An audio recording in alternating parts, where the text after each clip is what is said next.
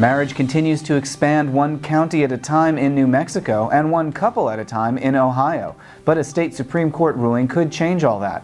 We've had oral arguments in Pennsylvania, there's a new southern lawsuit, and a controversial voter initiative in Arizona seems to have died before it could make it to the ballot. At the American Foundation for Equal Rights, I'm Matt Baum, and welcome to Marriage News Watch for September 9th, 2013. New Mexico is now up to 8 counties issuing marriage licenses. Last week, the clerk in Los Alamos County asked the judge to halt marriages, but he ruled against her, and couples are now free to wed. That still leaves 25 counties that are unsure whether they should issue licenses or not.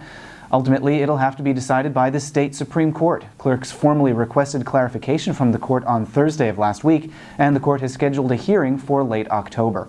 At last count, over 1,000 couples have gotten marriage licenses in New Mexico. Ohio's taking an even more gradual approach, with the judge recognizing marriages one couple at a time. The only catch, one of you has to be dead or dying. Judge Timothy Black has so far ordered the state to recognize the marriages of 2 gay couples. Both traveled out of state to obtain a marriage license, since Ohio bars marriage equality. In the first couple, one of the men has a terminal illness. In the other, one of the men recently passed away. The state is now required to list both sets of men as married on their death certificates. More litigation is planned in Ohio, which could eventually lead to extending benefits to living couples as well. A Pennsylvania judge has heard arguments in a lawsuit over surprise marriage licenses issued in that state.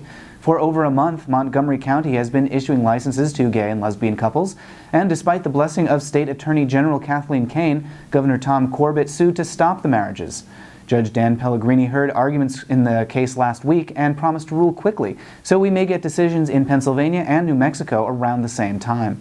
There's a new lawsuit in South Carolina. A lesbian couple comprised of a highway patrol officer and a disabled Air Force veteran have sued the governor and attorney general over that state's marriage ban.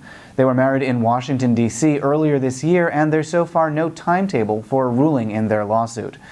And an attempt to overturn Arizona's marriage ban at the ballot has pretty much failed, in part because of the overwhelming majority of LGBT organizations in the state saying that it was premature. Republican strategist Tim Mooney launched the initiative this past June, but faced opposition from local and national equality groups. Polling in Arizona is limited, but suggests that more public outreach is needed before a ballot measure could be successful. And we may soon know whether Hawaii will pass a marriage bill later this year. Lawmakers met with the governor on Friday to discuss holding a special session, with an announcement anticipated any day now. Subscribe here on YouTube and at AFER.org to stay up to date on these marriage stories and on a bunch of other ones. At the American Foundation for Equal Rights, I'm Matt Baum. Thanks for watching, and we'll see you next week.